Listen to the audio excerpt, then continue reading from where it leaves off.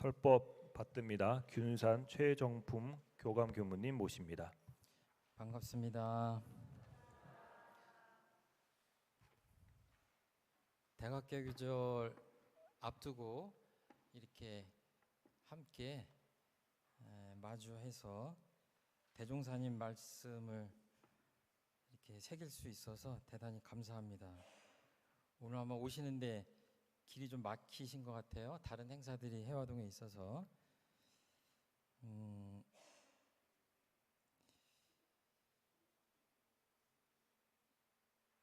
이 생에 태어나서 최종품 교무가 가장 잘한 일이 무엇일까 하는 생각을 해본 적이 있습니다. 지금 이 시간에 우리 교도님들께서도 내가 이 생에 태어나서 가장 잘한 일이 무언가 한번 생각해 보시면 좋을 것 같아요. 떠오르셨어요? 우리 장사님 어떤?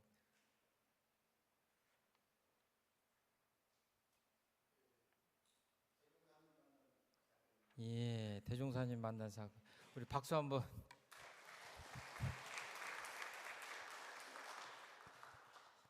저하고 같습니다. 저는 이게 살면서 뭐 어려운 일을 당하거나 또는 뭐 이렇게 좀 억울한 일을 당하거나 그래서 좀 원망심이 가득할 때 마음을 돌리고 하다가 이제 맨 끝에 이런 생각을 합니다. 이 생에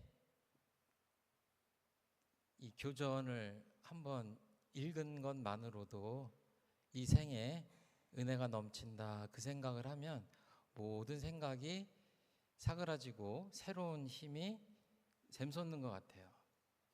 저는 개인적으로 출가를 할 때 어떤 원불교 법연들께서 출가를 권유하지 않고 그냥 제 발로 동네에 있는 교당에 가서 교전을 얻어다가 그 교전을 읽은 날 서원을 세웠기 때문에 그랬는지 몰라도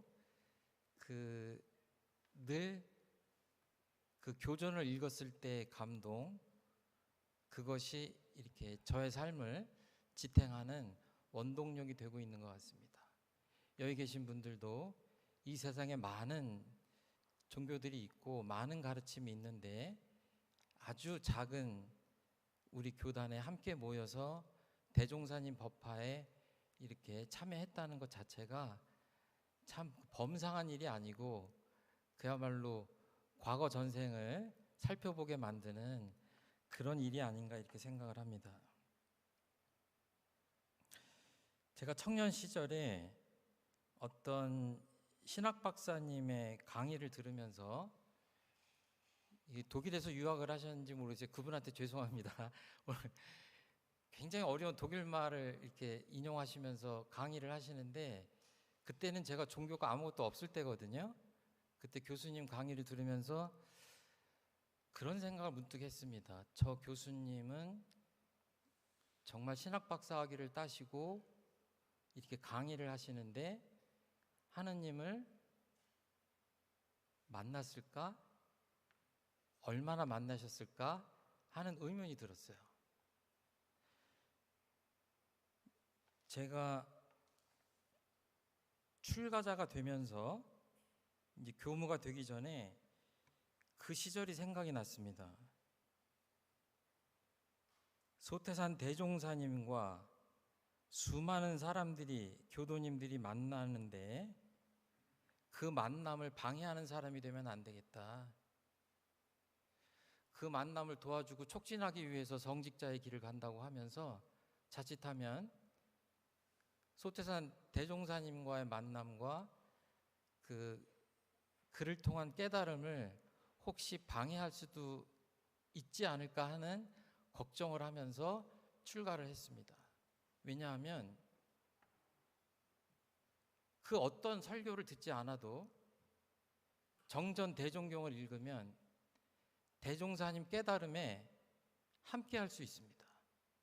그만큼 우리 교전은 뛰어납니다. 그 어떤 말로 할 수 없을 정도로 위대한 경전이고 압권이다.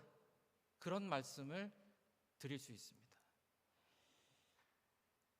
대각개교절을 맞아서 서품 1장 내용 중에 아주 일부분을 조금 음미할 텐데요. 분명한 것은 저는 대각을 확실히 못한 것 같아요. 그러니까 오늘 대각을 못한 사람이 대각의 핵심 메시지를 전하니까 이 중에는 뭐예요? 잘못된 메시지가 반드시 섞여 있을 것이다.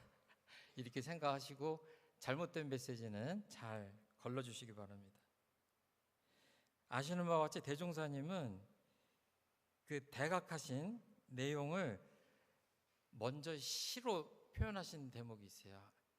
청풍월상시의 만상자영명이다. 그래서 달에 구름이 가리었다가 이게 맑은 바람이 부니까 그 구름이 걷혀지면서 달빛이 제대로 빛을 발하면서 이 우주 만상의 본래 모습이 그대로 자연스럽게 드러난다라고 표현하시는 그 시적 표현으로 당신의 대각의 기쁨을 묘사하셨습니다.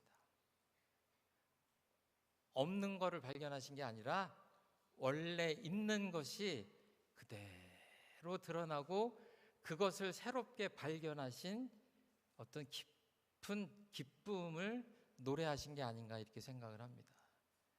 저희들의 공부도 이랬으면 좋을 것 같아요. 그리고 오늘 법문 봉독 하신 바와 같이 대종사님은 아주 간명하게 대종사님의 깨달음을 표현을 하셨습니다. 교리적으로 표현하셨어요. 만유가 한 체성이며 만법이 한 근원이로다. 이 가운데 생멸 없는 도와 인과보응되는 이치가 서로 바탕하여 한 뚜렷한 기틀을 지었도다. 이게 대종경의 첫머리예요. 원불교의 시작은 이 법문으로 시작됩니다.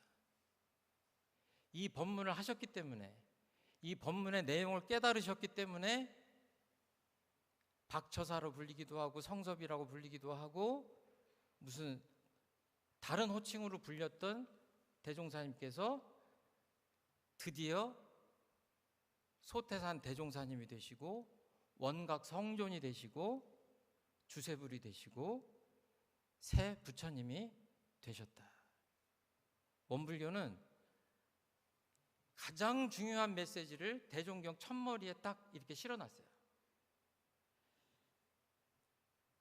정말 이런 표현을 첫머리에 싣고 이 종교의 교문을 연다고 하는 것은 엄청난 통쾌함이 느껴지는 대목이죠. 대종사님은 한테 어떤 무슨 이상한 신비로운 존재, 뭐 천사가 어느 날 찾아와서 꽃비가 내리는 가운데 메시지를 전해주고 그거를 받아 적었다? 그런 거 아니에요. 몸이 떨리고 여러 가지 증상이 나타나는 가운데 하늘에서 어떤 음성이 들렸다.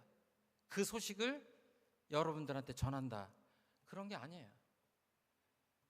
그냥 대종사님께서 고군분투하셔서 이 우주에 가득 찬 진리를 깨달으시고 그거를 그냥 명백하게 이렇게 쓰셨습니다. 어떤 종교에서 이런 식으로 명백하게 그 깨달음의 내용을 서술하고 교문을 열고 있는가 이렇게 생각하면 저희들이 그냥 당연하게 받아들이는 서품 1장의 의미가 새로울 수밖에 없다. 저는 그렇게 생각합니다. 이 서품 1장을 읽으면서 우리들의 가슴이 뛰지 않고 설레지 않는다면 우리가 뭔가 마음에 때가 낀 게 아닌가 이렇게 생각해야 될 것 같아요. 그냥 대뜸 대종사님께서는 깨달은 바를 이렇게 그냥 두세 줄로 압축해서 저희들한테 던져주셨어요. 병진년 4월 28일 아침에 보신 세상은 대종사님께 새로운 세상이었습니다. 만유가 한 체성으로 느껴지신 거예요. 그러니까 한 체성 그러면은 쉬운 말로 하면 그냥 한 몸과 같다 이렇게 생각하시면 될 것 같아요. 여러분들이 배가 고픈데 최종품 교무도 배가 고플까요? 그렇진 않죠. 제가 지금 배가 쌀쌀 아픈데 우리 교도님들 배도 쌀쌀 아프세요? 그건 아니에요. 한 몸은 아니에요. 그런데 한 몸과 같아요. 한 체성이에요. 이거를 이론상 법어에서는 이렇게 표현하셨습니다. 우주 만물이 이름은 각각 다르나 둘이 아닌 줄을 알며 이렇게 표현하셨어요. 낱낱이 흩어져 있고 나뉘어져 있는 것이 아니라 둘이 아닌 줄을 아셨습니다. 이 세상에 한 덩어리로 대종사님 마음에 담기신 거예요.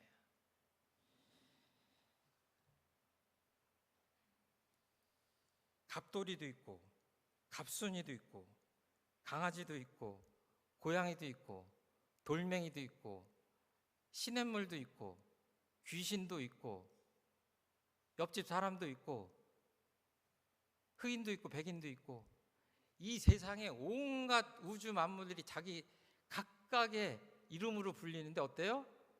문득 병진년 4월 28일 날 아침에 대종사님께서는 이름들은 각각 다른데 하나로 보이기 시작하신 것이죠. 이 소식을 우리 걸로 만들어야 되겠다. 이 쉬운 말이 있어요. 대동소이 이런 말씀 아시죠? 크게 보면 다 같아요. 근데 작게 보면 어때요? 다 다릅니다. 다 같이 부처님인데 다 다른 부처님이기도 해요. 그리고 다른 표현으로는 우주 만물이 서로 없어서는 살 수 없는 은혜의 관계로 촘촘하게 관계를 맺고 있다고 느끼셨어요. 깨달으셨어요. 그래서 대종사님께서 그 4월 28일 날 아침에 보셨을 때의 세상은 뭐예요? 온통 은혜로 보신 겁니다. 이 만물들이 어떤 관계로 서로 맺어져 있는지를 비로소 깨달으신 거예요. 그 어려서 옥녀봉에 올라서 그 구름이 왔다 갔다 하는 거를 보시면서 의문을 가지시고 또 뭐예요? 가까운 친척들 보면서 어떤 의문을 품으셨다고 그래요? 저 사람들은 무슨 관계인데 저렇게 가까울까 그랬다고 그러잖아요. 어렸을 때는 그렇게 의심을 품었지만 20년 구도 끝에 뭐예요? 그 두 가지의 의문이 풀린 게 아니라 우주 만물이 서로 엮여져 있는 관계를 파악하신 거죠. 우리들이 다 아는 은혜의 소식입니다. 여기 보면은 만유가 한 체성이다, 만법이 한 근원이로다, 그 가운데 생멸 없는 도, 인과보응에 되는 이치, 이런 것들이 쭉 나오잖아요. 이 뒤에 거는 제가 좀 생략을 하는데 이 말씀을 정산종사님은 어떻게 바꾸셨어요? 삼동윤리다 그러셨어요.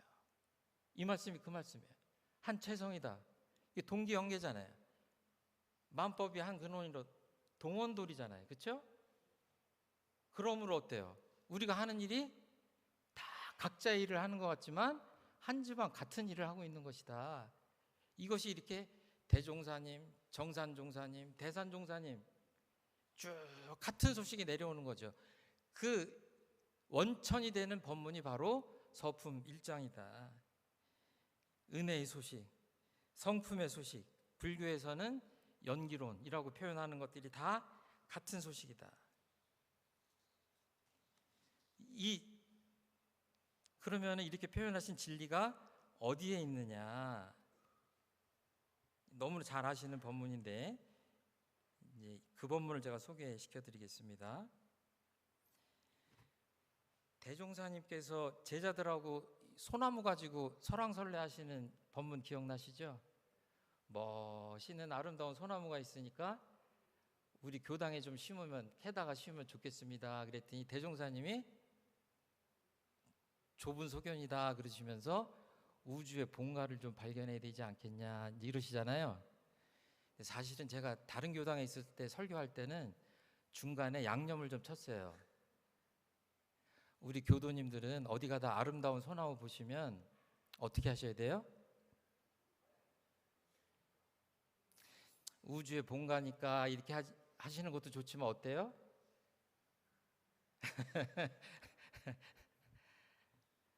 우리 교당에 좀 캐다 심었으면 좋겠다 하는 마음도 어때요? 아름다운 마음이잖아요. 어떤 교도님이 제가 개척할 때 그런 얘기를 한 적이 있어요. 어느 백화점이나 시장에 갔다가 이쁜 그릇을 봤대요. 그런데 이쁜 그릇을 사다가 교당에다 드렸으면 좋겠다 하는 생각을 했다는 거예요. 이게 참 그 말씀이 너무 고마웠어요. 예. 그런데 대종사님 거기서 한 걸음 더 나가서 완전히 그냥 마음을 활짝 열어 제치는 젖히라고 하는 법문을 지금 하시는 거예요. 그 서품 1장에서 말씀하신 진리가 어디 있어요? 그대가 지금 보아도 알지 못함으로 그러시면서 땅바닥에다 이런 상을 그리신 거예요. 이 속에 어때요? 서품 1장의 그 법문이 다 있고 이 불지품에서는 또 어떤 표현을 하셨냐면 이것이 곧 우주의 본가이니 이 가운데에는 세 가지니까 외우세요. 무궁한 묘리와 무궁한 보물과 무궁한 조화가 하나도 빠짐없이 갖추어 있나니라 라고 부연을 해주시는 거예요. 여기 이렇게 법신불 이론상에 계신데 그 안에 뭐가 있어요? 예, 무궁한 묘리와 무궁한 보물과 무궁한 조화가 이 서품 1장하고 대입하면 딱 맞아 떨어져요. 그러니까 여러분들은 어디 살고 계시는 거죠 지금? 보석상자와 같은 보물 속에 사시는 거예요. 옆에 계신 분들이랑 우주 만물이 다 뭐라고 하셨어요? 보물이라고 하신 거예요. 제가 보기에는 은혜라고 표현하셔도 될 것 같아요. 무궁한 묘리는 불생불멸하고 인과보응하는 이치고 다 같은 말이잖아요. 그렇죠? 그런데 어때요? 그대가 지금 보아도 알지 못함으로. 그러니까 어디 계세요? 이 진리가 그냥 늘 진리 안에 있는 거죠. 우리가 그냥 보면서도 마음이 열리지 못하면 발견하지 못하는 거고 마음이 열리기 시작하면 엄청난 그 무궁한 묘리와 보물과 조화를 느끼고 내 것으로 할 수 있는 거죠. 그렇죠? 예. 그래서 무슨 말씀을 하시냐면 아직 차별과 간격을 초월하여 큰 우주의 본가를 발견하지 못한 영고다 하는 말씀을 하세요. 그러니까 이건 뭐예요? 나와 너라고 하는 간격, 경계를 일거에 넘어서는 녹여버리는 그런 법문을 지금 하고 계신 겁니다.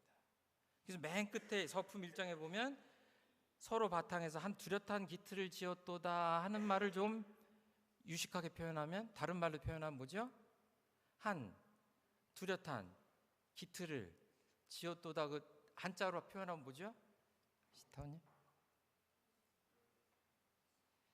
한, 일, 뚜렷한, 원, 기틀, 상, 이론상이에요. 그렇죠? 한 뚜렷한 기틀을 지었도다 하고 신앙과 수행의 대상 표준을 이렇게 이론상으로 만들어 주신 거죠. 아까 목탁 치면서 이론상 서원문을 외웠죠. 저희들이 맨 끝 문장이 뭡니까? 맨 끝 문장이 뭐예요? 이론의 위력을 얻고까지 한 다음에 그 다음에 맨 끝에 이론의 체성에 합하도록까지 서원하며 우리들의 궁극적 서원은 뭐예요? 똑같아야 돼요. 어떻게? 이론의 위력을 얻고 이론의 체성에 합하는 것이 우리 원불교 교도들의 궁극적 서원이에요. 서품 1장에서 말씀하신 만유가 한 체성이라고 한 것이 궁극적 깨달음이고, 그 깨달음에 다가가려고 부단히 노력하는 것이 우리의 소원입니다. 그냥 명백해요. 간단 명료합니다. 수십 년 전에 종로 2가를 가다가 깜짝 놀랐어요.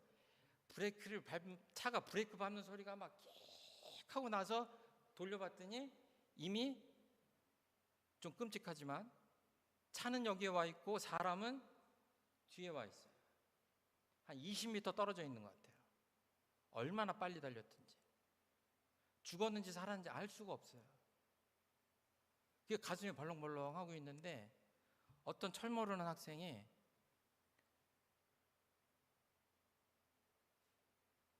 기뻐하는 거예요.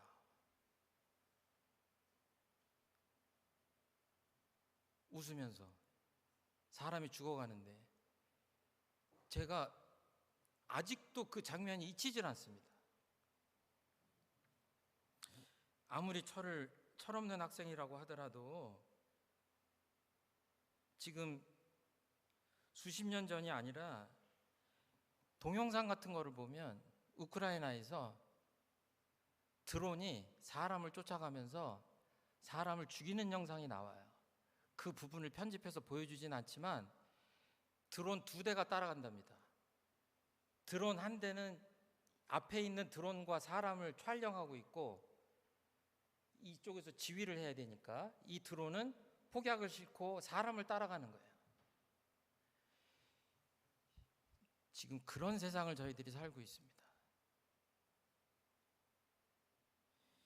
우리나라 국력이 비약적으로 발전하는데 덩달아서 K국방도 발전하고 있어서 비행기나 대포나 미사일이나 이런 것들이 엄청나게 수출되고 있어요. 참 좋은 일이다라고 소위 뭐 국뽕에 찬 그런 소식들이 많이 들리는데 사실은 대종사님이나 부처님의 관점으로 본다면 이 무기들은 언젠가 소비될 수 있고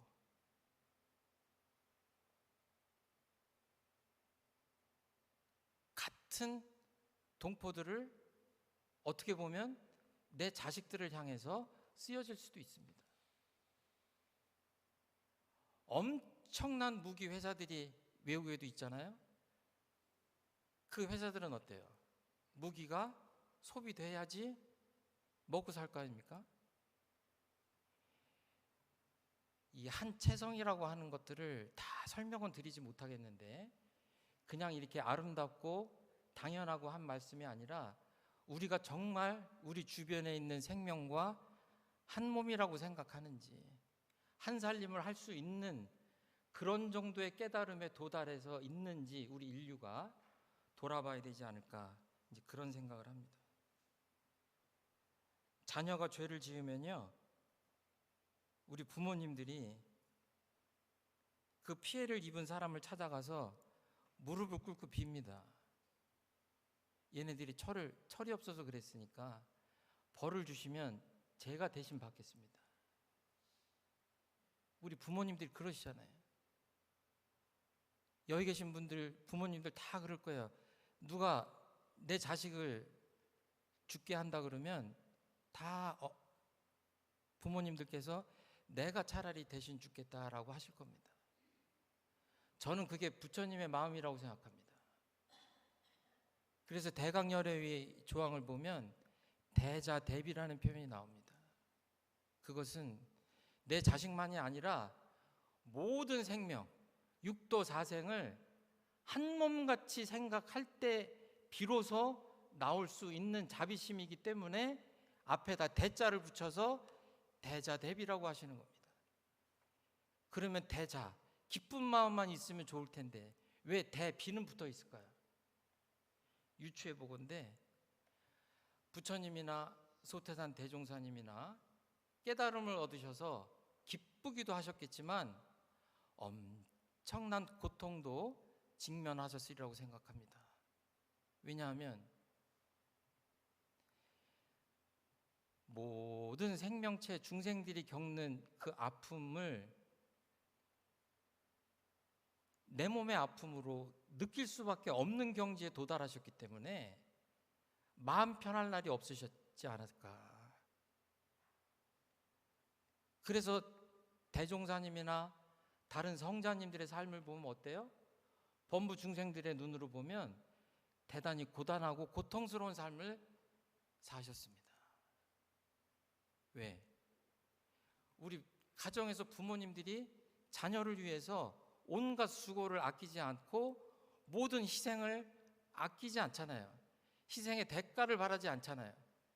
부처님들과 성현님들은 내 자녀가 아니라 온 중생들을 위해서 대자 대비심을 바라시기 때문에 그렇게 평생 고난과 고통을 받아도 그것들을 즐겁게 이렇게 감내하지 않았을까, 이런 생각을 합니다. 저는 앞으로의 시대는 마음의 시대라고 감히 선언하고 싶습니다.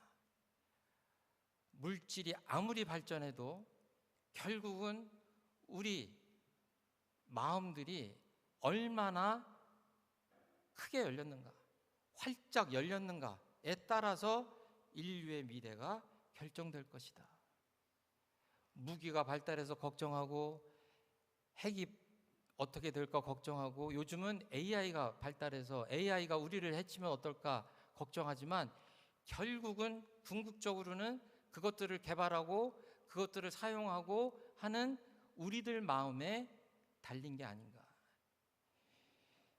정신개벽이라는 것을 어렵게 얘기하면 한두 끝도 없는데, 오늘 제 설교 제목처럼 마음을 정말 활짝 열어서 반쯤만 열지 말고 활짝 열고, 그래서 우리 교당 법신부님 어때요?